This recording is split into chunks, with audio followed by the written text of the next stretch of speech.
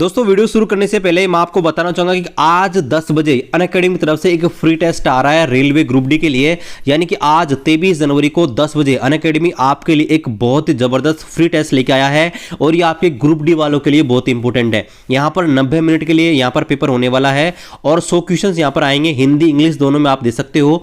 और यहाँ पर देखिए वीडियो डिस्क्रिप्शन में आपको इस टेस्ट का लिंक दिया गया है, वहां से आपको अनअकैडमी ऐप डाउनलोड कर लेना है और यहाँ पर आपको अनलॉक कोड मांगेगा तो इसमें आपको खेमराज 10 आपको इस्तेमाल कर लेना है, तो ये टेस्ट आपको फ्री ऑफ कॉस्ट मिल जाएगा। तो वीडियो डिस्क्रिप्शन में आपको लिंक दिया है, जैसे आप क्लिक करेंगे तो जैसे ही आप इस लिंक के ऊपर क्लिक करेंगे यहां पर आप एनरोल के ऊपर क्लिक करना है। एनरोल के ऊपर क्लिक करने के बाद हो सकता है कि आपसे कोई कोड पूछे तो आपको खेमराज 10 इस्तेमाल करना है। और फिर यहां पर देखिए 23 तारीख, यहां पर देखिए इसके ऊपर आपको क्लिक करना है 23 तारीख के ऊपर। यहां पर जैसे क्लिक करेंगे यहां पर देखिए भी टाइम दिखा रहा है, यहां पर आपको टेस्ट स्टार्ट हो जाएगा। जैसे आपका टाइम शुरू होगा तो यहां पर आप टेस्ट है इसको फ्री ऑफ कॉस्ट दे सकते हैं। वीडियो के डिस्क्रिप्शन में आपको लिंक दिया गाइस, इस टेस्ट को आप ज्वाइन कर लीजिएगा इस लेक्चर को देखने के बाद। हेलो दोस्तों, रेलवे की पाठशाला में आपका स्वागत है। और दोस्तों आज हम आपके लिए लेके आए हैं रेलवे भर्ती परीक्षा 2018 के शिफ्ट वाइज क्वेश्चंस। और दोस्तों हमने इससे पहले 118 वीडियो बना चुके हैं, ये आपका 119वां वीडियो है। और गाइस जो पहले वीडियो बनाए हैं वो आप हमारे चैनल पर जाएंगे तो प्लेलिस्ट वाले सेक्शन पे जाकर आप सारे के सारे जो 118 वीडियो है उनको वहां पर देख सकते हैं। इसके अलावा एक गाइस बहुत अच्छी खबर आपके लिए कि देखिए मैंने 1 से 80 तक की जो शिफ्ट थी उनकी पीडीएफ हमारी वेबसाइट पर डाल दी थी आंसर टिक करने के बाद। लेकिन दोस्तों अब मेरे को टाइम नहीं मिल रहा है, तो अब मैं क्या कर रहा हूं आपके लिए 81 से लेकर अब तक की जो भी यहां पर 119 पार्ट आ चुके हैं तो इनकी मैं पीडीएफ है आपको गाइस फ्री ऑफ कॉस्ट दे रहा हूं। लेकिन गाइस उनमें क्या है, उनमें आपको यहां पर आंसर्स नहीं मिलेंगे, ठीक है। मतलब आपको जैसे ये स्क्रीन पर दिखाई दे रहे हैं ऐसी पीडीएफ आपको गाइस फ्री ऑफ कॉस्ट मिल जाएगी। वो मैं आपको टेलीग्राम ग्रुप पर डाल दूंगा, तो टेलीग्राम ग्रुप है उसका लिंक वीडियो के डिस्क्रिप्शन में मिल जाएगा, या आप जाएंगे टेलीग्राम पे, वहां पे सर्च करेंगे रेलवे की पाठशाला तो भी आप हमारा टेलीग्राम ग्रुप मिल जाएगा, वहां से ज्वाइन कर सकते हैं। और दोस्तों टेलीग्राम ग्रुप पर मैं आपको बहुत सारे फ्री टेस्ट हैं, इसके अलावा बहुत सारे पीडीएफ हैं, बहुत सारे रेलवे के अपडेट्स हैं, आपको वहां पर मैं बताता रहता हूं, तो आप उसको जरूर ज्वाइन कर लीजिएगा। चलिए दोस्तों, और कल का एक क्वेश्चन था जो मैंने लास्ट 118 वीडियो कराया था, उसमें एक क्वेश्चन आपको करने के लिए दिया था, किसी ने भी उसका आंसर सेंड नहीं किया है। चलिए कोई बात नहीं है, उसको भी हम करा देंगे आज। और चलिए शुरू करते हैं। यहां पर आज हम करने वाले हैं 11/12/2018 की थर्ड शिफ्ट में जो भी साइंस के क्वेश्चन पूछे गए थे उनको। तो चलिए शुरू करते हैं आज के इस वीडियो को। तो पहला प्रश्न है, यदि एक वस्तु अनंत पर रखी जाती है तो उत्तल लेंस से किस प्रकार की छवि यहां पर बनती है, यानी कि इमेज फॉर्मेशन कैसी बनेगी उत्तल लेंस से। अब देखिए मैं आपको ऑलरेडी ये करा चुका हूं विद ट्रिक कि उत्तल लेंस से जो आपकी वस्तु का प्रतिबिंब बनता है वो आपके कहां बनता है, अलग अलग स्थितियों पर। देखिए यहां पर मैं आपके सामने एक उत्तल लेंस है, यहां पर बना लेता हूं, ठीक है। ज्योमेट्री मेरी बहुत खराब है, उत्तल लेंस यहां पर बना लेता हूं, ठीक है। यहां तो देखिए यहां पर उत्तल लेंस में क्या होता है कि इधर ये f1 होता है, इससे आपके इतनी ही दूरी पर 2f1 होता है, इधर होता है आपका f2 और यहां पर होता है 2f2, ठीक है। तो यहां पर देखिए जो आपका पहला ही जो नियम है ना अपवर्तन का, वो ये कहता है कि अगर कोई वस्तु मुख्य अक्ष के समांतर आती है ना तो वह अपवर्तन के बाद उसके फोकस से गुजरती है। और यहां पर बोला गया कि यदि वस्तु को कहां पर रखा गया, अनंत पर, तो मान लीजिए अगर वस्तु यहां पर रखी गई है इन्फिनिटी पर, तो यहां से प्रकाश किरणें आएंगी और प्रकाश किरणें आने के बाद इसके फोकस से होकर गुजरेंगे ऐसे। दूसरी प्रकाश किरण अगर ये आ रही है तो ये भी यहां से फोकस से होकर गुजरेगी। इसका मतलब क्या है कि इसका जो इमेज बनेगी ना वो आपके f2 पर बनेगी, और f2 को यहां पर फोकस भी कहते हैं। तो ध्यान रखना है, अगर वस्तु अनंत पर रखी है इसका जो प्रतिबिंब है, इमेज है, आपका f2 पर बनेगा। इसकी जो प्रकृति है वो क्या होगी, रियल होगी, है ना। और आपको ये भी ध्यान रखना है रियल होने के अलावा इसका जो आकार होगा क्या होगा, बहुत ही छोटा होगा, एक बिंदु के रूप में। चलिए अगला प्रश्न है, इसको देखते हैं। कार्बन के किस अपरूप का उपयोग शीशे को काटने के लिए, यानी कि कांच को काटने के लिए, चट्टानों की ड्रिलिंग करने के लिए इस्तेमाल कर सकते हैं। आप खुद सोचिए भाई, आपके कार्बन के अपरूप आपको ऑप्शन में दे रखे हैं, फुलरीन है, ग्रेफाइट है, हीरा और कोयला है। अब आप सोचोगे भाई कांच कितना मजबूत होता है उसको काटने के लिए, और आपकी चट्टान जो है, चट्टान उनको तोड़ने के लिए एक प्रकार से इनका उपयोग करते हैं। तो आप खुद सोचिए भाई किसका उपयोग कर सकते हैं। तो आपको पता होगा यहां पर हीरा है, पृथ्वी पर पाया जाने वाला सबसे कठोरतम आपका पदार्थ है ना, सबसे कठोर पदार्थ होता है आपका हीरा। और हीरे का उपयोग आपके चट्टानों की ड्रिलिंग करने में, और आपके शीशे होते हैं, है ना, ग्लासेस, उनको काटने में किया जाता है। ऑप्शन नंबर 3 हम आपको केमिस्ट्री में ये वाला चैप्टर पढ़ाएंगे। आगे बात करते हैं सार्वत्रिक सूचकांक के संबंध में कौन सा स्टेटमेंट है आपका सत्य नहीं है। तो देखिए आपको बोला गया यूनिवर्सल इंडिकेटर। देखिए इंडिकेटर होते क्या है, देखिए आपके सूचक होते क्या है, संसूचक भी बोलते हैं इनको। तो देखिए इंडिकेटर होते क्या है, ऐसे आपके पदार्थ जिनकी मदद से हम अम्ल या क्षारों का पता लगाते हैं। आपकी बाइक में इंडिकेटर होते हैं ना, जिनके हम संकेत दे सकते हैं। तो देखिए इंडिकेटर क्या होते हैं, संसूचक क्या होते हैं कि ऐसे पदार्थ जिनकी मदद से अम्ल या क्षार का पता लगाया जाता है उन्हें हम बोलते हैं संसूचक। देखिए बहुत प्रकार के होते हैं संसूचक। आपका प्राकृतिक संसूचक होते हैं, जैसे कि आपका लिटमस होता है या आपका हल्दी होता है लिटमस, या आपके प्राकृतिक होते हैं। कुछ आपके सिंथेटिक होते हैं, मतलब हमने बनाए हुए होते हैं, मिथाइल ऑरेंज वगैरह। अब एक आपके होते हैं ओला फैक्ट्री होते हैं, इनको बोलते हैं गंधीय सूचक। ये क्या होते हैं, ऐसे सूचक जो आपके उनकी गंध बदल जाती है, उनसे हम पता लगा लेते हैं कि भाई ये अम्ल है या क्षार है ना। इसके अलावा एक आपके सूचक होते हैं जिनको हम बोलते हैं सार्वत्रिक सूचक, यानी कि यूनिवर्सल इंडिकेटर। अब ये होते क्या है, ये ऐसे सूचक होते हैं जिनमें बहुत सारे सूचकों का मिश्रण होता है, पहली बात सही है। दूसरा, इनमें क्या होते हैं, इनके विलयन में अलग अलग हाइड्रोजन आयन पर अलग अलग रंग प्रदर्शित होते हैं, ये बात भी सही है। और तीसरा, इस प्रकार के इंडिकेटर की सहायता से अम्ल व क्षारों की प्रबलता का पता लगा सकता है, ये स्टेटमेंट भी सही है। लेकिन चौथा स्टेटमेंट यह है कि यह विभिन्न धातुओं और अधातुओं का मिश्रण होता है, ये बिल्कुल भी गलत है। चलिए यहां पर अगला प्रश्न देखते हैं। अगला जो प्रश्न है बड़ा सिंपल सा है, ठीक है, रटा रटाया प्रश्न है कि एक वस्तु का द्रव्यमान 100 किलो है ना, तो आपको बोला कि इसका भार ज्ञात कीजिए, वेट ज्ञात कीजिए। बड़ा सिंपल सा है। तो भार क्या होता है, W बराबर होता है mg, ठीक है, W बराबर होता है mg। m का मान कितना दे रखा है 100 और g का मान दे रखा है 9.8। तो बताइए इससे सीधा कोई प्रश्न होगा क्या, आंसर आ जाएगा 980। क्या हो जाएगा 980, और आपका न्यूटन। ध्यान रखना, मात्रक भी आपको ध्यान रखने गाइस। प्रश्न है ना, आप कई बार क्या आते हैं मात्रक याद नहीं रखते, लेकिन ऑप्शन में आप देखोगे ना तो ऑप्शन पता कैसे मिलते हैं, 980 जूल, 980 न्यूटन, है ना, ऐसे मिलते हैं। आप वहां जाकर कंफ्यूज हो जाते हो। तो आपको ध्यान रखना गाइस, आपको ना जो आपके मात्रक है, यूनिट है, वो भी याद होनी चाहिए। चलिए अगला प्रश्न देखते हैं। अगला प्रश्न यह है कि एक तत्व K के पास अपनी अंतिम कक्षा में 7 इलेक्ट्रॉन है। अच्छा, एक आपका कोई तत्व है ना K, ये मत मान लो कि ये आपका कैल्शियम है, वो आपका पोटेशियम है। आपको नाम दे रखा है भाई K और M, दो आपके ऐसे एलिमेंट है। एक आपका है K, और K के पास क्या है, अंतिम कक्षा में 7 इलेक्ट्रॉन है। और दूसरा एक एलिमेंट है M, उसकी कक्षा में 4 इलेक्ट्रॉन है। आपसे ये बोला गया कि अगर दोनों आपस में मिलकर एक आपका यौगिक बनाते, कंपाउंड बनाते हैं, तो बताइए वो किस प्रकार का कंपाउंड बनेगा। तो देखिए पहली बात तो ये कि मान लीजिए हम कोई भी एक ऐसा एलिमेंट लेते हैं जिसकी अंतिम कक्षा में 7 इलेक्ट्रॉन है। तो मान लेते हैं क्लोरीन है, क्लोरीन आपके वर्ग 17 का एलिमेंट है, और उसके पास 7 इलेक्ट्रॉन होते हैं, तो ये आपका क्लोरीन हो गया, है ना। अब बात करते हैं एक ऐसा एलिमेंट जिसके पास 4 इलेक्ट्रॉन, कार्बन होते हैं, कार्बन के पास अंतिम कक्षा में 4 इलेक्ट्रॉन है। और आप जानते हैं कि इस प्रकार से जो बंध बनते हैं ना, वो कैसे बनते हैं, CCl4 बनाता है। अब ऐसा क्यों, तो देखिए क्लोरीन है ना, इसके पास अंतिम कोष में 7 इलेक्ट्रॉन है, मतलब इसे बंध बनाने के लिए कितने इलेक्ट्रॉन की आवश्यकता है, 1। तो 1 तो ये बनाएगा। इसके अलावा देखिए कार्बन है, कार्बन के पास क्या है, कार्बन के पास वही है 4 इलेक्ट्रॉन, 4 बंध बना सकता है। तो सीधी सी बात है, यहाँ पर जो आपका यौगिक बनेगा वो अब आपका बनेगा MK4 टाइप का। किस प्रकार का बनेगा, MK4, इस प्रकार का आपका बंध बनेगा, और कोवलेंट बंध होगा, मतलब सहसंयोजक बंध होगा।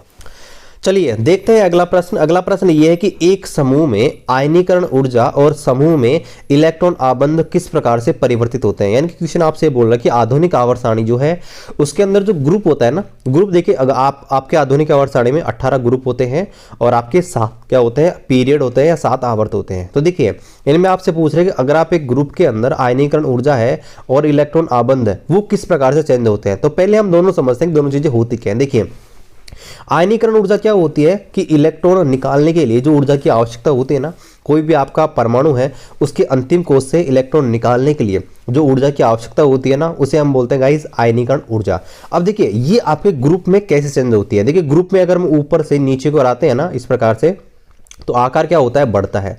आकार इस प्रकार से बढ़ता रहता है। अब आप कहेंगे सर आकार बढ़ने से क्या होगा, भाई आकार बढ़ने से क्या होता है कि जितना बड़ा आकार होता है ना, वहां से इलेक्ट्रॉन निकालना उतना ही क्या होता है, इजी रहता है। कैसे कि भाई देखिए यहाँ पर ये छोटा आकार है ना, तो यहाँ पर जो नाभिक है बीच में क्या होता है, नाभिक होता है परमाणु के अंदर, तो इस पर नाभिक का आकर्षण बल क्या होता है, ज्यादा लगता है। लेकिन अगर आकार बड़ा है ना, यहाँ पे देखिए अगर आकार बड़ा है ना, मान लीजिए इस प्रकार कई कक्षाएं हैं, तो इस नाभिक का जो आवेश है ना, जो अंतिम वाली कक्षा है, इस पर बहुत कम लगता है। आप इसको ऐसे भी समझ सकते हो कि मान लीजिए आपका छोटा सा खेत है, आप इस खेत के बीच में बैठे हुए हो, तो कोई चोर आएगा तो आप इजीली उसको रोक सकते हो। लेकिन बड़ा खेत आप बीच में बैठे हुए, तो चोर अगर यहाँ से चोरी करके भग जाए तो फिर भग जाए तो भग जाए, है ना। इसलिए यहाँ पर क्या होता है कि जितनी बड़ी कक्षा होती है, जितना बड़ा खेत होता है, आकर्षण बल उतना ही क्या होता है, कम होता है। तो आपको ध्यान रखना है कि भाई आपके क्या होते हैं, जो ग्रुप होते हैं उसमें अगर आप ऊपर से नीचे की ओर जाते हो तो क्या होता है, आकार बढ़ता है, और आकार बढ़ने के कारण यहां से क्या होता है, आसानी से इलेक्ट्रॉन निकाले जा सकते हैं और इलेक्ट्रॉन दिए जा सकते हैं। इसलिए हम बोलेंगे कि एक ग्रुप में आयनीकरण ऊर्जा क्या होगी, ऊपर से नीचे जाने पर क्या होगी, घटेगी। ध्यान रखना, घटेगी, क्योंकि यहां से हम इजीली निकाल सकते हैं, कम ऊर्जा की आवश्यकता होगी। लेकिन यहां पर छोटा आकार है, यहां पर नाभिक ने जकड़ रखा है इसको, इसलिए यहां से इलेक्ट्रॉन देना या इलेक्ट्रॉन निकालना बहुत ही कठिन होता है। यहां पर अधिक ऊर्जा की आवश्यकता होगी, लेकिन आकार बड़ा है तो यहां से क्या होगी, कम ऊर्जा की आवश्यकता होगी। ये बात होगी आयनीकरण ऊर्जा की। भाई आयनीकरण ऊर्जा तो क्या होती है, घटती है। दूसरी बात करते हैं इलेक्ट्रॉन का आबंध। अब दोस्तों आपको एक चीज ध्यान रखनी है कि भाई जिनका छोटा आकार होता है ना, वे सबसे पहले इलेक्ट्रॉन को आकर्षित करते हैं और वे पहले बंध बनाते हैं। ऐसा क्यों? मान लीजिए भाई भूख लग रही है, मान लीजिए आपके पहले ग्रुप के एलिमेंट में लिखता हूं आपका, देखिए है लीना हलीना की रब से फरियाद, ठीक है। आपका हाइड्रोजन है, lithium, sodium, potassium, rubidium, caesium, francium है, ये है। अब देखिए यहां पर क्या होगा, हाइड्रोजन सबसे छोटा है, तो अगर इलेक्ट्रॉन देने की बात होगी ना, मान लीजिए सबके पास एक एक इलेक्ट्रॉन है और एक एक इलेक्ट्रॉन की कमी है, तो यहां पर क्या होगा, हाइड्रोजन के अलावा सबके पास एक एक इलेक्ट्रॉन की कमी है। तो अगर यहां पर इलेक्ट्रॉन दिए जाते हैं ना, मान लीजिए एक इलेक्ट्रॉन अगर देना होगा या एक इलेक्ट्रॉन निकालना होगा, तो ध्यान रखना है कि वो अगर इनको एक इलेक्ट्रॉन देना पड़ेगा ना, मतलब बंद बनाने की बात हो रही है, अगर बंद बनाने की बात हो रही है, ध्यान रखना है कि पहले छोटे वाले को दिया जाता है। ये आपको ध्यान रखना है। भाई बहुत सारे लोग बैठे हुए हैं, छोटा सा बच्चा है और उसको भूख लग रही है, बड़ों को भूख लगी, तो सीधी सी बात है क्या करेंगे भाई, उसको ज्यादा देंगे। तो ध्यान रखना है कि इलेक्ट्रॉन आबंध बनाने की जो प्रवृत्ति होती है ना, जिसका आकार छोटा होता है उसकी ज्यादा होती है। इसलिए ऊपर से नीचे की ओर जाएंगे तो आकार क्या होता है, बढ़ता है। इस कारण बंद बनाने की प्रवृत्ति भी घटती है। तो ऑप्शन नंबर आपका सेकंड है, इसका राइट आंसर जाएगा। भाई दोनों ही घटते हैं आपके ग्रुप के अंदर, आयनीकरण ऊर्जा भी और आपका इलेक्ट्रॉन बंद बनाने की प्रवृत्ति भी। चलिए अगला प्रश्न यह है कि नरम वस्तुएं किस ऊर्जा को अधिक मात्रा में सोखती हैं। अब देखिए ये जो क्वेश्चन है ना, आप इस क्वेश्चन को पढ़ के थोड़ा आपको ऐसा लगे सर क्वेश्चन पूछना क्या चाहता है, ठीक है। तो देखिए मैं आपको बता दूं, भाई क्वेश्चन कहना यह चाहता है, एक तो आपकी है सॉलिड चीज कोई, एक आपकी नरम चीज। तो मतलब अगर आपकी नरम चीज है तो नरम चीज किस प्रकार की ऊर्जा को सोख लेती है। सोखने का मतलब है कि वो ऊर्जा उस पर कम प्रभाव दिखाएगी, कम प्रभावी होगी। तो कल ही मैंने आपको ध्वनि ऊर्जा पढ़ाई है ना, साउंड वाला चैप्टर पढ़ाया है। मैंने आपको बताया था भाई जो ठोस होते हैं उनमें सबसे ज्यादा ध्वनि ऊर्जा होती है, फिर आपके द्रव में होती है, फिर आपके गैस में होती है, बताया था ना।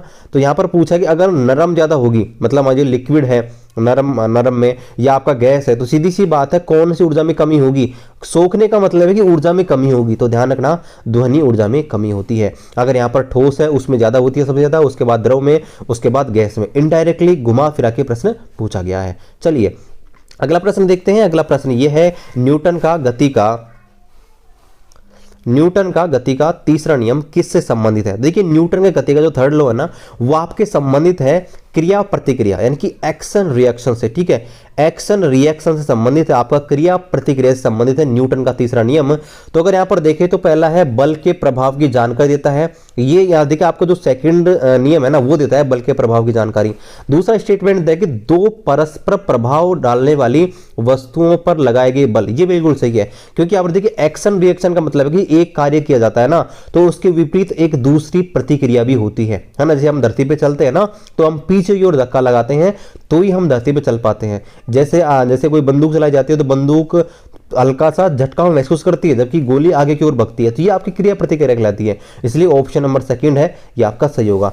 तीसरा तो आपका जड़त्व का नियम है। पहला जो आपका गति का पहला नियम समीकरण है, पहला नियम है, वो आपका जड़त्व का नियम कहलाता है। अब आप चौथे ऑप्शन को देखकर भी कंफ्यूज हो सकते हो कि सर संवेग संरक्षण का नियम कहलाता है ये। देखिए आपका जो न्यूटन का तीसरा नियम है ना, वो संवेग संरक्षण नियम की पालना करता है। ध्यान रखना है, ये संवेग संरक्षण का नियम नहीं है, ये पालना करता है, ये ध्यान रखना है। इसलिए ऑप्शन नंबर सेकंड है वो इसका राइट आंसर आ जाएगा। चलिए अगला प्रश्न देखते हैं, बड़ा सिंपल सा है। किसी वस्तु पर लगने वाला बल है 48 न्यूटन है और इसका जो त्वरण है एक्सेलरेशन है वो आपका 4 मीटर पर सेकंड स्क्वायर है, तो इसके द्रव्यमान की गणना कीजिए। देखिए यहाँ पर बल आ रहा है तो सीधी सी बात है, बल F बराबर आपको दिया गया है 48, यहाँ पर त्वरण है A का मान आपको दिया गया है 4, और आपको मास की बात करें तो सीधी सी बात है, आपको तीनों के बारे में सोचते आपको याद आ रहा होगा भाई, एक फॉर्मूला होता है F बराबर ma, ठीक है, F बराबर ma, m का मान पूछा गया, m बराबर क्या हो जाएगा F अपॉन a, यानी कि आपका 48/4, और 48/4 बराबर क्या हो जाएगा 16 नहीं आपका 12 है ना, 12 आ जाएगा, 12 चौक 48 होते तो 12 किलोग्राम है इसका राइट आंसर आ जाएगा। क्या पूछा गया है आपसे, द्रव्यमान, तो यहाँ पर 12 किलो है, इसका राइट आंसर आ जाएगा। चलिए अगला प्रश्न देखते हैं कि विभवांतर जो होता है, पोटेंशियल डिफरेंस होता है, उसकी ऐसा इकाई होती क्या है। देखो विभवांतर क्या होता है भाई, कोई विद्युत परिपथ है उसके दो बिंदुओं के बीच, ठीक है, ध्यान रखना है, कोई अगर बंद विद्युत परिपथ है तो उसके दो बिंदुओं के बीच एकांक आवेश को स्थानांतरित करने में, दो बिंदुओं के बीच आवेश को स्थानांतरित करने में जो किया गया कार्य होता है उसे हम बोलते हैं विभवांतर। ओम जो होता है ये आपका रेजिस्टेंस यानी कि प्रतिरोध का मात्रक होता है, वोल्ट है या आपके विभव का या विभवांतर दोनों का मात्रक, तो ऑप्शन नंबर सेकंड है इसका सही आंसर आ जाएगा। एम्पियर होता है विद्युत धारा यानी कि इलेक्ट्रिक करंट का मात्रक होता है, और कूलम है आपके आवेश यानी कि चार्ज का क्या होता है आपका मात्रक होता है। चलिए अगला प्रश्न है कि यदि किसी मशीन को तेल लगाकर चिकना बनाया जाता है तो इस पर क्या प्रभाव पड़ता है। तो देखिए अगर किसी मशीन के अंदर ग्रीस लगाया जाता है, तेल लगाया जाता है, तो आपको ध्यान रखना है कि उसकी एफिशिएंसी बढ़ जाती है, ठीक है। कई बार आपने देखा होगा हमारे घरों में जो पुराने पंखे हो जाते हैं, या आपके पंखे मान लीजिए पुराने पंखे जो होते हैं, फर्राटा है या आपका कोई से फैन है, वो उनमें क्या हो जाता है कई बार आवाज़ करने लग जाते हैं, तो उससे क्या होती है उनकी जो यांत्रिक क्षमता है, एफिशिएंसी, उसमें कमी हो जाती है। तो अगर उसमें ग्रीस लगा देते हैं तो वो क्या होता है स्मूथली वर्क करने लग जाते हैं, ये आपने देखा होगा। तो यहाँ पर जो ऑप्शन नंबर थर्ड है ना, इसका राइट आंसर आ जाएगा भाई, मशीन की यांत्रिक क्षमता उससे बढ़ जाती है, मैकेनिकल एफिशिएंसी है उससे बढ़ जाती है, ऑप्शन नंबर थर्ड। चलिए अगला प्रश्न देखते हैं। अगला जो प्रश्न है वो ये है कि निम्नलिखित में से कौन सी धातु कॉपर सल्फेट के विलयन में से कॉपर को विस्थापित करेगी। देखिए विस्थापित करने का मतलब है कि विस्थापन अभिक्रिया, अभी हम नेक्स्ट वीक से अपनी केमिस्ट्री उसको शुरू करेंगे, तब आपको बताएंगे विस्थापन अभिक्रिया होती क्या है डिटेल से। तो देखिए यहाँ पर मैं आपको बता दूं भाई, विस्थापन अभिक्रिया क्या होती है, जब किसी अभिक्रिया में एक अधिक क्रियाशील परमाणु होता है दूसरे कम क्रियाशील परमाणु को विस्थापित कर देता है, तो उस प्रकार की अभिक्रिया को बोलते हैं आपका विस्थापन अभिक्रिया। तो देखिए यहाँ पर पूछ है कि कॉपर सल्फेट का विलयन है, कॉपर सल्फेट का विलयन है, तो इसमें कॉपर को अलग कौन करेगा। आपको चार ऑप्शंस दिए गए हैं, तो उसमें से अलग कौन करेगा, मतलब कौन सी इसमें धातु मिलाई जाए और वो धातु क्या करेगी आपके सल्फेट के साथ मिलकर कॉपर को अलग कर देगी। मान लीजिए अगर मैं लेड की बात करूं, पीबी की बात करूं, तो अगर इनके साथ अभिक्रिया करती है तो ये बनेगा PbSO4 प्लस Cu, मतलब कॉपर को अलग कर देगी, ये पूछना चाहता है। तो देखिए यहाँ पर एक ट्रिक होती है ना, एक आपकी होती है सक्रियता श्रेणी, ठीक है, तो उससे हम पता लगाते हैं। इसको याद करने की ट्रिक है कि काली नाव का मालिक आलू जरा फीके पकाता है, इसे याद कर लेंगे, इससे आपको जाएगा। देखिए यहाँ पर क्या है भाई, ये ट्रिक है आपका, देखिए काली नाव का मालिक आलू जरा फीके पकाता है। देखिए ये आपका हो जाएगा, यहाँ पर देखिए सोडियम, ये आपका ये पोटेशियम है, लिथियम है, सोडियम है, कैल्शियम, मैग्नीशियम, आपका एल्युमिनियम, जिंक, लोहा यानी फेरस, आपका पीबी, लेड और आपका हाइड्रोजन। अब ये मैंने क्यों लिखा है, ये मैंने इसलिए लिखा है कि ये आपके बढ़ते क्रम में, अगर आप पीछे से पढ़ोगे तो ये आपके बढ़ते मतलब अधिक क्रियाशील है, यानी कि पोटेशियम सबसे अधिक क्रियाशील है, फिर लिथियम, सोडियम, आपका कैल्शियम, मैग्नीशियम, इस प्रकार से घटते घटते हैं। इसका मतलब यह है कि भाई अगर यहां पर आपसे पूछा गया कॉपर की बात हो रही, तो कॉपर तो इसमें और नीचे आता है, हाइड्रोजन नीचे आता है, कॉपर, तो कॉपर को कौन विस्थापित कर सकता है, कॉपर को कॉपर से ऊपर आने वाले, जैसे अगर बात करूं भाई हाइड्रोजन को कौन कौन हटा सकता है, तो हाइड्रोजन को Pb, Fe ये सब हटा सकते हैं। अगर मैं आपसे कहूं भाई सोडियम को कौन विस्थापित करेगा, तो सोडियम से ऊपर जो आ रहा है ना लिथियम और पोटेशियम, ये विस्थापित कर सकते हैं। तो अब यहां पर आप देख लीजिए कि कॉपर जो होता है हाइड्रोजन के नीचे आता है ना, कॉपर है इसके नीचे आता है, तो आप देख लीजिए इनमें से कौन विस्थापित करेगा। देखिए हाइड्रोजन हटा सकता है, Pb, Fe ये हटा सकता है। ऑप्शन में अगर आप देखेंगे तो ऑप्शन में आपको दे रखा है लेड, यानी कि ऑप्शन नंबर थर्ड Pb यही हटा सकता है, इसलिए ऑप्शन नंबर थर्ड है इसका राइट आंसर आ जाएगा। बाकी मैं आपको केमिस्ट्री में यहाँ पर और बेहतरीन तरीके से आपको बता दूंगा। चलिए अगला प्रश्न है वो है कि जाइलम निम्नलिखित में से किससे मिलकर नहीं बनता। तो देखिए जाइलम होता है ना, चार चीजों से मिलकर बना होता है। एक होता है वाहिनी का, एक आपके होती है जाइलम आपके जाइलम फाइबर, एक होता है आपका वेसल्स और एक होता है जाइलम पैरेन्काइमा। इसके अंदर जाइलम नलिका नहीं पाई जाती है। ऑप्शन नंबर सेकंड है वो आपका नहीं पाया जाता है, ये आपको ध्यान रखना है। चालनी नलिका नहीं पाई जाती है, ठीक है, सीव ट्यूब नहीं पाई जाती है। तो ये आपसे पूछा गया है कि जाइलम में क्या नहीं पाया जाता, तो जाइलम में आपके चालनी नलिका नहीं होती है।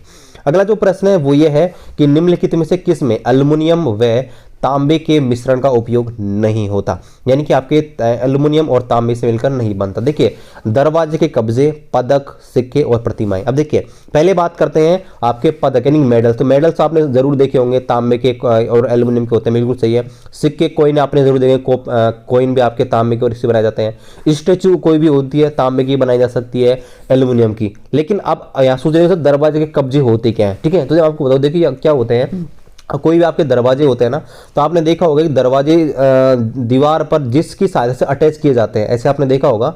इस प्रकार से दरवाजे जो होते हैं ना, उनको हम इस प्रकार से अटैच करते हैं यहाँ से। एक तो आपके दीवार में हम इनको क्या कर देते हैं, यहाँ पर बुलेट या कील की मदद से इनको लगा देते हैं, और यहाँ पर एक इसका बाहर या बाहर का हिस्सा होता है जो आपके ये किवाड़ या आपका जो भी दरवाजा होता है ना उसके अंदर लगता है, और ये आपके दरवाजे के साथ साथ घूमता रहता है ना। एक बार चेक कर लो अपने आसपास जो भी दरवाजे हैं, किवाड़ हैं, उनको चेक कर लीजिए, ऐसा होता है, उसे बोलते हैं हम कब्जे। तो ध्यान रखना है कि वो आपके लोहे के आते हैं, है ना। तो इसलिए आंसर आ जाएगा ये कि भाई तांबे और एल्यूमिनियम के वो नहीं बनाए जाते हैं, ठीक है। चलिए अगला प्रश्न ये है, देखिए ये जो प्रश्न है इसको आप देखेंगे, ये बहुत ही शानदार प्रश्न है, ठीक है। आप एक बार देख कर घबरा भी सकते हैं, लेकिन कोई टेंशन लेने की जरूरत नहीं है, हम आपके साथ हैं, आपको सोल्यूशन करवाएंगे। देखिए ये बोला गया कि 2 किलो द्रव्यमान का एक पिंड है ना, उसको 490 जूल की गतिज ऊर्जा के साथ लंबवत रूप से ऊपर फेंका जाता है। यदि गुरुत्वाकर्षण के कारण आपका त्वरण है 9.8 मीटर पर सेकंड स्क्वायर है, तो वह ऊंचाई ज्ञात कीजिए जिस पर पिंड की गतिज ऊर्जा पहले की आधी हो जाए। पहली बात तो आपको ये बता दूं, यहाँ पर बात हो रही है किसकी, गतिज ऊर्जा की, है ना, गतिज ऊर्जा यानी स्थितिज ऊर्जा की, है ना। अब देखिए यहाँ पर एक चीज आपको कंफ्यूज हो सकती है, सर यहाँ पर तो गतिज ऊर्जा की बात हो रही है ना, तो गतिज ऊर्जा की बात हो रही है तो सर हमको कहीं ना कहीं वेग दिया होना चाहिए था, लेकिन यहाँ पर आपको वेग नहीं दिया गया। अब मैं आपको एक चीज यहाँ पर क्लियर कर दूं कि यहाँ पर ऐसे बोल रहा है कि एक 2 किलो की वस्तु थी, उसको हमने क्या किया, उसको हमने ऊपर की ओर फेंका, और ऊपर की ओर फेंका तो वो आपके एक हाईएस्ट ऊंचाई पर जाती है ना, और हाईएस्ट ऊंचाई पर जाने के बाद वापस आपके रिटर्न हो जाती है, आपको पता होगा।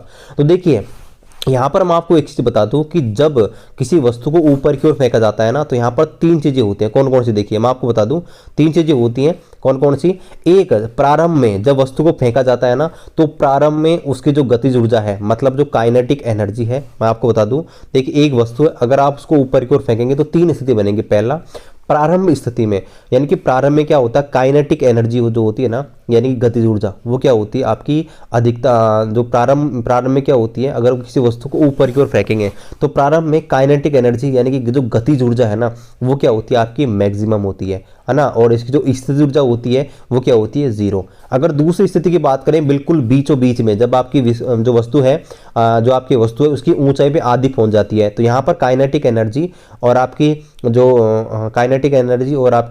जो पोटेंशियल एनर्जी है, दोनों क्या हो जाती है आपकी इक्वल हो जाती है। लेकिन जब वस्तु बिल्कुल ऊपर पहुंच जाती है, हाईएस्ट ऊंचाई पर पहुंच जाती है ना, तो वहां इसकी जो काइनेटिक एनर्जी है, मतलब गतिज ऊर्जा होती है 0 हो जाती है, और वहां पर इसकी जो पोटेंशियल एनर्जी है यहाँ पर मैक्सिमम हो जाती है, मतलब वहां पर स्थितिज ऊर्जा अधिकतम हो जाती है। तो यहाँ पर आप क्या कर सकते हो, यहाँ जो गतिज ऊर्जा है ना, इसी जगह यहाँ पर फॉर्मूला लगेगा स्थितिज ऊर्जा का।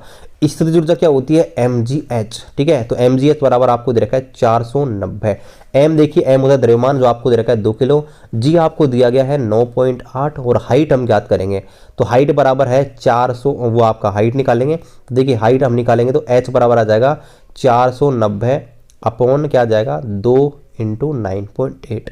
तो देखिए अगर 9.8 का भाग इसमें लगाएंगे तो यहाँ पर आ जाएगा 9×5=45, मतलब 50 आ जाएगा, और 50/2, तो हाइट बराबर क्या आ गई, हाइट बराबर आ गई 50/2, यानी कि आपका 25। लेकिन ध्यान रखना ये 25 आंसर नहीं आएगा, यहाँ पर ये बोला गया है वह ऊंचाई याद करो जहाँ पर इसकी गतिज ऊर्जा पहले की आधी हो जाए। तो ध्यान रखना इस ऊंचाई को हमको करना है, आधा करना है, तो आंसर आ जाएगा 12.5 मीटर, यानी कि 12.5 मीटर। चलिए अगला प्रश्न देखते हैं। अगला शानदार प्रश्न है, यदि कैल्शियम का परमाणु क्रमांक 20 है तथा मैग्नीशियम का परमाणु क्रमांक 12 है, तो दोनों में क्या समानता है। देखिए आपको बोला गया इनके प्रोटॉन समान है, इलेक्ट्रॉन समान है, ऊर्जा समान है, और न्यूट्रॉनिक संख्या समान है, तो क्या है देखिए, पहली बात तो ये कि भाई देखिए इनका इलेक्ट्रॉनिक विन्यास लिखिए, सब कुछ क्लियर हो जाएगा। देखिए मैग्नीशियम का इलेक्ट्रॉनिक विन्यास है आपका वो कैल्शियम का दे रखा है, मैग्नीशियम का तो 12 होता है, ठीक है। कैल्शियम का दे रखा है, कैल्शियम का है 12, वो आपका कैल्शियम का है 20। तो 20 को कैसे लिखेंगे, इस प्रकार से लिखेंगे 2 8 8 2, ये हो गया। इलेक्ट्रॉनिक विन्यास लिखना आपको पहले बता दिया है, मैं आपको आगे और बता दूंगा। ये हम लिखते हैं इस प्रकार से 2 8 8 है ना, 18 18 और 32 32, इस प्रकार से लिखते हैं, ठीक है। तो कैल्शियम में क्या हो जाएगा, इस प्रकार देखिए 2 8 10 8 18 2 20 हो गया। अब बात करते हैं मैग्नीशियम की, तो मैग्नीशियम में कितने हैं, 12 इलेक्ट्रॉन है। तो 12 कैसे लिखे जाएंगे, 2 8 और 2 हो गए ना 12। तो देखिए आपको एक चीज कॉमन मिल रही है भाई, अंतिम कक्षा में इलेक्ट्रॉन की संख्या क्या है, समान है। और ऑप्शन नंबर सेकंड है ना, वो यही कह रहा है कि भाई इनके विन्यास में इलेक्ट्रॉन की संख्या क्या है, समान, इसलिए ऑप्शन नंबर सेकंड इसका राइट आंसर आ जाएगा। चलिए अगला प्रश्न, मैंने आपको कल की क्लास में ईएमएफ बताया था, इलेक्ट्रोमैग्नेटिक फोर्स, वही आपको पूछा गया, इलेक्ट्रोमोटिव फोर्स, ठीक है। इलेक्ट्रोमोटिव फोर्स यही आपसे पूछा गया है, ध्यान रखना गाइज, विद्युत वाहक बल, ठीक है। इसको ईसीएफ भी बोलते हैं, ईएमएफ एक ही बात है। देखिए यहाँ पर क्या बोला गया, एक इकाई ऋणात्मक आवेश को धनात्मक टर्मिनल से ऋणात्मक टर्मिनल तक लाने में रासायनिक बल के द्वारा किया गया कार्य क्या कहलाता है। मैंने आपको बताया था कि एक बंद परिपथ के अंदर जब आपके एक इकाई आवेश को धनात्मक एक टर्मिनल से दूसरे टर्मिनल तक स्थापित किया जाता है ना, और रासायनिक बल के द्वारा जो कार्य किया जाता है उसे हम बोलते हैं गाइस विद्युत वाहक बल। लेकिन ध्यान रखना, अगर आवेश का स्थानांतरण हो रहा है एक बंद परिपथ में तो उसे हम बोलते हैं विभवांतर। तो सही बात है, विभवांतर तो ऑप्शन में था ही नहीं, आपको कंफ्यूज होने की जरूरत नहीं थी। तो यहाँ पर विद्युत वाहक बल आपको ध्यान रखना है, इसको इलेक्ट्रिक कैरिंग फोर्स भी बोलते हैं या इलेक्ट्रिक मोटिव फोर्स, एक ही बात है, इलेक्ट्रिक मोटिव फोर्स है, इसका राइट आंसर आ जाएगा, ईएमएफ इसको बोलते हैं। चलिए अगला प्रश्न है, आपको बोला गया है कि निम्न में से विषम का चयन कीजिए। हालांकि ये रीजनिंग का प्रश्न था, फिर भी मैंने इसको यहाँ पर टाइपिंग कर लिया। देखिए वैसे सिंपल सा है, सिंपल सा ये है कि भाई नाक जो है एक एक्सटर्नल ऑर्गन है, ठीक है, एक्सटर्नल यानी कि बाहर की तरफ से दिखता है, वो आपका बाहरी अंग है, बाह्य अंग है। जबकि किडनी है, लीवर है, लंग्स है, ये क्या आपके होते हैं इंटरनल ऑर्गन्स, इसलिए ऑप्शन नंबर जो 4 है इसका राइट आंसर आ जाएगा। चलिए देखते हैं अगला प्रश्न। अगला जो प्रश्न है वो है कि थैलोफाइटा का कौन सा नहीं है, मतलब एग्जाम्पल जो है ना ये आपके बहुत इंपॉर्टेंट रहते हैं। बायोलॉजी भी देखेंगे, अगर टाइम मिलेगा तो बायोलॉजी में शुरू करा देंगे आपको, नहीं तो मैं बायोलॉजी की किसी प्रकार से आपको नोट्स देने की कोशिश करूंगा, ठीक है। अगर ज्वाइनिंग नहीं होती है तो मैं आपका सिलेबस कंप्लीट करा दूंगा। फिलहाल हम केमिस्ट्री का तो पूरा करा दूंगा, लगता है कि इतना टाइम तो मिल ही जाएगा, लेकिन फिर भी अगर बायोलॉजी के लिए टाइम नहीं मिल पाएगा तो मैं आपको किसी प्रकार से कुछ न कुछ व्यवस्था कर दूंगा, आप उसकी टेंशन मत लीजिए, आप डेली क्लासेस देखा कीजिए। तो यहाँ पर थैलोफाइटा होता है ना, उसके एग्जाम्पल की बात करें तो यहाँ पर देखिए आपका क्लेडोफोरा है, स्पाइगोरा है ना, और कारा है और रिक्तिया है ना। ये हालांकि यहाँ पर ट्रांसलेशन में से गलत है, कारा इसकी स्पेलिंग होती है CHARA, ठीक है। यहाँ पर मैंने इसको CARA कर दिया है, ठीक है। तो इसकी जो स्पेलिंग होती है आपकी होती है CHARA, ये भी आपको ध्यान रखना है, मैं इसको सही कर देता हूँ आपके सामने, ठीक है, CHARA। तो यहाँ पर आपको बोला गया कि भाई इसका एग्जाम्पल कौन सा नहीं है, तो ध्यान रखना है ऑप्शन नंबर 4 है, इसका एग्जाम्पल नहीं है। ये तीनों के तीनों क्या होते हैं, आपके थैलोफाइटा होते हैं। चलिए अगला प्रश्न देखते हैं। अगला जो प्रश्न है वो ये है, ठीक है। अगला जो प्रश्न क्वेश्चन नंबर आपका 20, ओके। तो अगला जो प्रश्न है वो ये है कि एक मशीन की दक्षता 85% है तथा इसका जो ऊर्जा इनपुट है 1000 जूल है, तो इसका आउटपुट ज्ञात कीजिए। देखिए जो हालांकि मैंने आपको ये नहीं बताया, भी हीट एंड टेम्परेचर वाले चैप्टर में हम पढ़ेंगे इसके बारे में। देखिए यहाँ पर जो दक्षता होती है ना, एफिशिएंसी जो होती है, एफिशिएंसी बराबर क्या होती है, अगर परसेंटेज में निकालनी है तो हम निकालते हैं भाई आउटपुट, इसका जो फॉर्मूला होता है वो आपका होता है आउटपुट अपॉन इनपुट, ये तो आपका होता है एफिशिएंसी। लेकिन अगर आप परसेंटेज निकालना है तो उसको मल्टीप्लाई कर देते हैं 100 से। भाई कितना हमने उसको दिया, बदले में उसने हमको कितना दिया, है ना, इसका जो अनुपात होता है उसको बोलते हैं इस मशीन की दक्षता यानी कि एफिशिएंसी। तो देखिए 85% आपको दे रखा है, यानी कि 85/100, और आगे दे रखा है यहाँ पर कि इसका जो इनपुट है, इनपुट को लेते हैं हमेशा नीचे, इनपुट को कहाँ पे लेते हैं, नीचे। और आपसे पूछे कि आउटपुट यानी कि इसका मान ज्ञात कीजिए। तो देखिए यहाँ पर इसका मान ज्ञात करेंगे तो इस 2 जीरो से ये 2 जीरो को ही क्रॉस मल्टीप्लाई करेंगे तो x बराबर क्या जाएगा 85 × 10 बराबर क्या जाएगा 850 जूल, क्या जाएगा 850 जूल। वैसे भी आप डायरेक्ट कर सकते हो अगर आपको फॉर्मूला पता नहीं है। भाई 85% या काम करके देता है तो 1000 जूल में कितना काम करके देगा, 100 पे काम करेगा, 85 तो 1000 काम करेगा, 850 बिल्कुल सीधा सा है। ये है एकदम सीधा सा आपका सवाल। देखते हैं इसको। एक वस्तु 8 सेकंड में 25 मीटर और अगले 10 सेकंड में 29 मीटर दूरी तय करती है, इसकी औसत साल ज्ञात कीजिए। एवरेज स्पीड क्या होती है? Total distance upon total time. ये आपका मैथ्स का क्वेश्चन है, फिर भी हमने साइंस में ले लिया है। Total distance upon total time. तो देखिए टोटल डिस्टेंस कितनी हो गई? 29 + 25 कितनी होगी? 54 मीटर। टोटल टाइम कितना हो गया? 10 + 8 18। तो 18 भाग लगाएंगे तो 3 आ जाएगा, 3 मीटर पर सेकेंड। ठीक है, 3 मीटर पर सेकेंड है, एवरेज स्पीड आ जाएगी। चलिए अगला जो प्रश्न है बड़ा ही शानदार है ना। एक लंबे मटर के पौधे को, गाइस एक मटर का प्रश्न और था, वो कहाँ गया?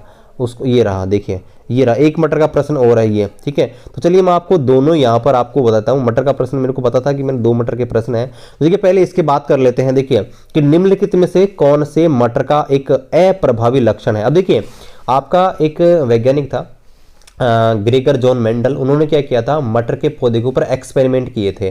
तो उन्होंने क्या किया था? 7 ऐसे लक्षण लिए थे और उन्होंने क्या बोला था कि ऐसे लक्षण, ऐसे कैरेक्टर्स जो प्रथम पीढ़ी में अपना प्रभाव दिखाते हैं उन्हें प्रभावी लक्षण बोलते थे, इफेक्टिव कैरेक्टर्स, और जो प्रथम पीढ़ी में अपना लक्षण नहीं दिखाते थे ना, उन्हें हम बोलते थे अप्रभावी लक्षण। तो यहाँ पर मैं आपको दिखा देता हूँ, वैसे जो सारणी वो भी दिखा देता हूँ, लेकिन इसका जो आंसर आ जाएगा ना, यहाँ पर आ जाएगा झुर्रीदार फली। मैं आपको दिखा देता हूँ कौन कौन से प्रभावी होते हैं, कौन कौन से अप्रभावी लक्षण होते हैं। तो देखिए ये आपके होते हैं जो प्रभावी लक्षण और अप्रभावी लक्षण, यानी कि आपका जो आपके इफेक्टिव और आपका नॉन इफेक्टिव जो आपके कैरेक्टर्स होते हैं वो। पादप की जो ऊंचाई होती है 2 मानते हैं। अगर प्रभावी होता है हमको उसको बोलते हैं लंबा, और जो अप्रभावी होता है उसको हम बोलते हैं बौना। पुष्प की स्थिति भाई कहाँ पे आ रहा है? पुष्प कक्षीय आता है उसे हम बोलते हैं प्रभावी, और अग्रस्त टर्मिनल पर आते हैं उसको बोलते हैं अप्रभावी। जो आपकी फली जो होती है मटर की फली, अगर वो फूली हुई है उसे हम बोलते हैं प्रभावी, और अगर वो संकीर्णित है, उसके अंदर जो बीज है मटर के बीज जो छोटे छोटे मरे मरे से हैं, उनको बोलते हैं हम अप्रभावी। अगर फली का रंग है हरा है उसको बोलते हैं प्रभावी, और अगर पीला है उसको बोलते हैं अप्रभावी। अगर पुष्प का रंग जो है अगर बैंगनी है तो वो प्रभावी है, और अगर वो सफेद है तो अप्रभावी है। बीज की आकृति, अगर बीज अगर गोलाकार है तो क्या बोलेंगे उसको? वो आपका प्रभावी है, और अगर झुर्रीदार है तो अप्रभावी, और यही ऑप्शन में दिया गया था। ठीक है, अप्रभावी है तो आपका झुर्रीदार। बीज का रंग अगर पीला है तो वो क्या है? प्रभावी, और अगर अप्रभावी है तो क्या हो जाएगा? हरा। तो आपको दिख रहा है यहाँ पर झुर्रीदार है, इसका आंसर आ जाएगा। ठीक है, तो यहाँ पर जो आपका ऑप्शन नंबर 3 है इसका राइट आंसर आ जाएगा। चलिए वापस से आते हैं अपने प्रश्न की ओर। ठीक है, ये दे देखिए यहाँ पर बोला गया है कि एक लंबे मटर के पौधे को बोने पौधे के साथ यहाँ पर संकरण कराया जाता है, तो द्वितीय पीढ़ी में बोने पौधे के प्रतिशत कितना होगा? देखिए ये आपको मेंडल का जो नियम है ना उससे पता लगेगा। देखिए ये मैं आपको बायोलॉजी में कराऊंगा। देखिए यहाँ पर ये कहना चाहता है कि भाई एक लंबा हमने मटर का पौधा लिया, उसको हम प्रदर्शित करते हैं कैपिटल टी से। ये आपको बताऊंगा, अगर आपको पहले क्लास से ले रखे तो आपको समझ आ गया होगा। और एक हमको क्रॉस करवाना है बोने पौधे, है ना, स्मॉल टी से। देखिए दूसरी पीढ़ी की बात कर रहा है। अगर पहली पीढ़ी में क्रॉस करवाएंगे तो देखिए इन दोनों से क्या बनेगा? एक टी आपका बनेगा इस प्रकार से, और अगर इसकी बात करें तो यहां से स्मॉल टी बन के आएगा, और अगर दोनों क्रॉस करेंगे तो यहां पर बनेगा टी, ये बनेगा आपका कैपिटल टी स्मॉल टी। लेकिन हमको दोबारा से क्रॉस करवाना है इनके बीच, यानी कि आपका टी है इसको, और वापस से इसको हमको क्या करवाना है? क्रॉस करवाना है आपस में। तो देखिए कैसे क्रॉस करवाएंगे भाई? इस टी से क्या बनेगा? एक कैपिटल टी बाहर निकलेगा, यहाँ से अगर ग्रुप बनाएगा तो यहाँ से स्मॉल टी बाहर निकलेगा, यहाँ से कैपिटल टी और यहाँ से स्मॉल टी। अब आपस में क्रॉस करवाना है। ये वाला टी इससे क्रॉस करेगा तो क्या बनेगा? टी बनेगा। ये वाला टी इस वाले टी से बनेगा तो ये आपका एक बड़ा टी एक छोटा टी बनेगा। ये वाला इससे क्रॉस करेगा तो बनेगा कैपिटल टी स्मॉल टी, और ये वाला अगर इससे क्रॉस करेगा तो यहाँ बनेगा दोनों स्मॉल टी। यानी कि यहाँ पर क्या आ रहा है? देखिए एक बार तो आ रहा है दोनों बड़े टी, 2 बार आ रहे हैं एक बड़ा टी एक छोटा टी, और एक बार आ रहा है आपका स्मॉल टी। देखिए इनसे पता क्या लगता है ना? तो इससे क्या होता है कि अगर दोनों कैपिटल टी आ रहे हैं इसका मतलब है कि शुद्ध लंबा। अगर एक बड़ा टी एक छोटा टी आ रहा है इसका मतलब है संकर लंबा, और अगर दोनों ही छोटे टी आ रहे हैं इसका मतलब है शुद्ध बोना। तो देखिए आपको बोला गया है कि भाई बोने पौधे, है ना, शुद्ध बोने पौधों का प्रतिशत कितना है? तो देखिए एक तो बोने हैं और बाकी 3 जो है वो लंबे हैं, यानी कि 1:3 है। और 1:3 क्या होता है आपका? 25:75%। ठीक है, निकाल सकते हो, इतनी तो मैथ आपको आती है ना। तो ऑप्शन नंबर 1 है इसका राइट आंसर आ जाएगा। चलिए अगला प्रश्न देखते हैं। अगला जो प्रश्न है वो ये है कि निम्नलिखित में से सही का मिलान कीजिए। देखिए यहाँ पर आपको दे रखा है ओजोन दे रखी है, हीलियम, ऑक्सीजन, फास्फोरस। यहाँ पर देखिए ड्राई नहीं है, डाई आ जाएगा, ठीक है। यहाँ पर ये ड्राई लिख दिया मैंने गलती से, यहाँ पर आपका ये डाई आएगा, ठीक है। मैं आपको बताता हूँ ये कहना क्या चाहता है प्रश्न, ठीक है। तो यहाँ पर देखिए मैंने डाई कर दिया है, ठीक है, डाई मैंने कर दिया है, ठीक है। तो यहाँ पर देखिए यहाँ पर ओजोन जो होता है ना, ओजोन का फॉर्मूला होता है O3 आप जानते हैं, हीलियम होता है वो आपका इस प्रकार से होता है, ऑक्सीजन होती है O2 होती है, और फास्फोरस आप जानते हैं फास्फोरस होता है P4, ये आप जानते हैं। तो ये क्वेश्चन पूछा गया है भाई इनके एटॉमिक कितने, मतलब परमाणु कितने। तो आप जानते हैं ओजोन है 3, ओजोन 3 होते हैं ना, तो ओजोन हो जाएगा देखिए आपका ट्राई, कहाँ पे ये रहा, तो पहले का मिलाएंगे हम ऑप्शन नंबर लास्ट वाला। दूसरा हीलियम, आपको होता है हीलियम होता है अक्रिय गैस होती है, ये आपके अकेले ही रहती है, किसी के साथ कोई कोलैब नहीं करती हैं, इसलिए जो आपका हीलियम हो क्या है आपका मोनो, मतलब अकेली रहती है। तो दूसरे का मिलाएंगे दूसरे से। आगे बात करते हैं ऑक्सीजन। तो ऑक्सीजन जो है आपका होती है, आपको पता है 2, तो ऑक्सीजन का जो मिलाएंगे ऑप्शन, तो ऑक्सीजन मिलेगी जो आपका थर्ड वाला है वो मिलेगा पहले वाले से, थर्ड वाला मिलेगा किससे, पहले वाले से। और फास्फोरस आप जानते हैं फास्फोरस होता है P4 और 4 को बोलते हैं टेट्रा, इसको इसलिए हो जाएगा इसका आपका थर्ड। तो यहाँ पर इस प्रकार से जो एटम है ना, मतलब कितने परमाणु उसके अंदर है उसके आधार पर आपको मिला था। डाई का मतलब है कि 2 एटम है, मोनो का मतलब 1 है, टेट्रा का मतलब 4 है, ट्राई का मतलब 3 है।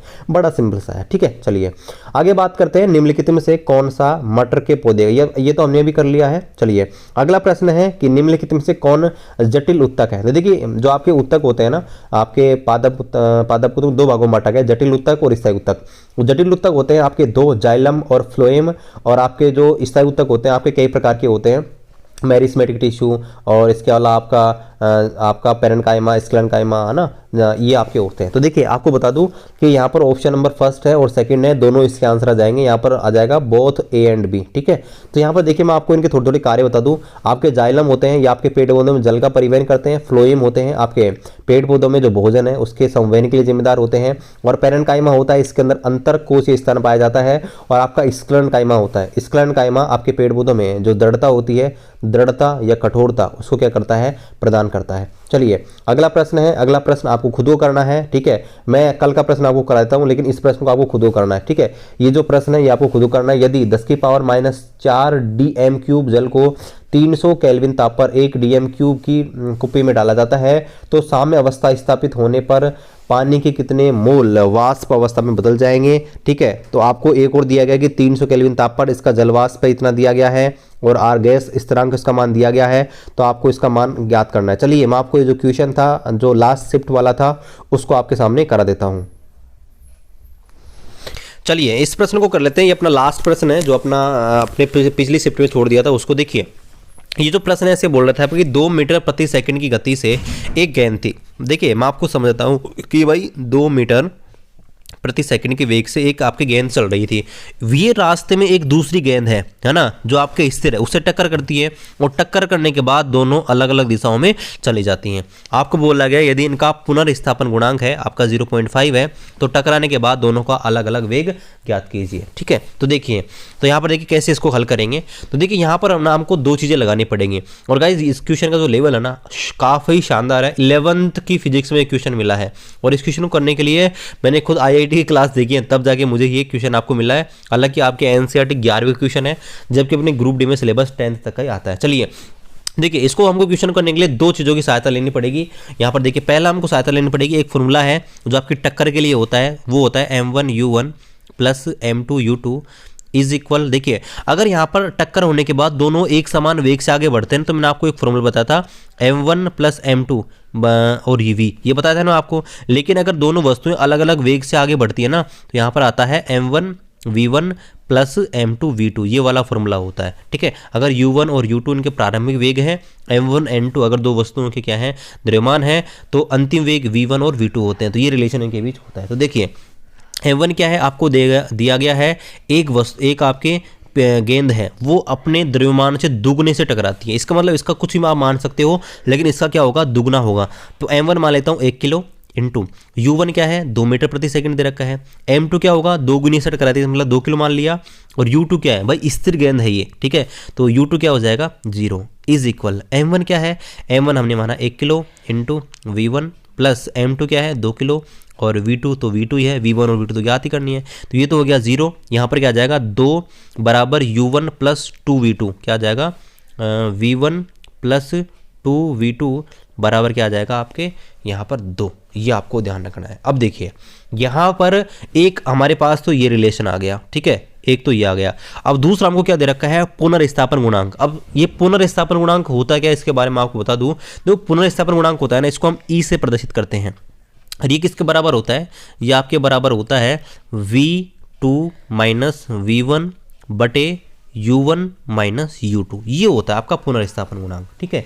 तो देखिए यहाँ पर आपको दे रखा है भाई U1 और U2 है ना, इनका आपको मान ऑलरेडी दिया गया है। इसका तो क्या है आपका 2 है, इसका आपका 0 है ना। तो देखिए इसको हम हल करेंगे। ई बराबर है 0.5 is equal V2 minus V1 is equal U1 क्या है आपका 2 और ये 0, तो आ जाएगा 2 माइनस 0 बराबर आपका ये।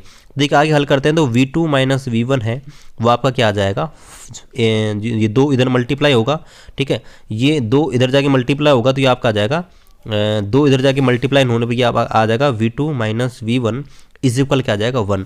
और अभी एक रिलेशन हमने क्या देखा था कि एक रिलेशन देखा था कि V1 plus 2V2 is equal क्या आ जाएगा 2। तो अगर इन दोनों को हम हल करते हैं समीकरण 1 और समीकरण 2, पहले तो हम क्या करते हैं दोनों को ऐड कर देते हैं। तो ऐड करेंगे तो V1 से V2 कट गया, तो यहाँ पर 2V2 प्लस V2 कितना हो जाएगा 3V2। 3V2 बराबर क्या हो जाएगा 3, तो V2 बराबर क्या आ जाएगा 1। तो देखिए V2 का मान तो क्या आ गया 1, तो ध्यान रखना V2 बराबर आ गया 1। और अब V1 के मान निकालना है। तो देखिए V2 माइनस V1 क्या है 1, तो V2 का मान था 1 माइनस V1 बराबर क्या आ जाएगा 1, तो V1 क्या आ जाएगा 0। तो ध्यान रखना है V1 तो आ गया आपके भाई क्या आ गया 0 और V2 क्या आ गया गाइस यहाँ पर 1। तो इस प्रकार से हमने कैलकुलेशन कर ली है। ओके गाइस, तो इसकी जो PDF है आपको वीडियो डिस्क्रिप्शन में मिल जाएगी। और यहाँ पर गाइस जो टेस्ट सीरीज है इसको आप टेस्ट है बिल्कुल फ्री ऑफ कॉस्ट है, वीडियो डिस्क्रिप्शन में आपको लिंक दिया गया है, इसको ज्वाइन कर लीजिएगा। ज्वाइन करना बिल्कुल मत भूलिएगा। 3 बजे से पहले आप जो टेस्ट है अनअकैडमी की तरह आ रहा है इसको आप दे लीजिएगा। इस बहुत ही इंपॉर्टेंट टेस्ट है आपके लिए। बहुत सारे आपको कमेंट आते सर फ्री टेस्ट बताइए, तो ये टेस्ट है और आपको मैं टेलीग्राम पे बता भी दूंगा कि भाई किस प्रकार से आप इसको ज्वाइन कर सकते हैं और डिटेल मैंने आपको बता रहा है किस प्रकार से आप इसको एनरोल कर सकते हैं। तो वीडियो डिस्क्रिप्शन में टेलीग्राम ग्रुप का लिंक दिया गया है और इस टेस्ट का लिंक दिया गया है, इसको आप ज्वाइन कर लीजिए और फ्री ऑफ कॉस्ट यहाँ पर टेस्ट दे लीजिए। मिलते हैं अगले वीडियो में, तब तक खुश रहिए। जय हिंद, जय भारत।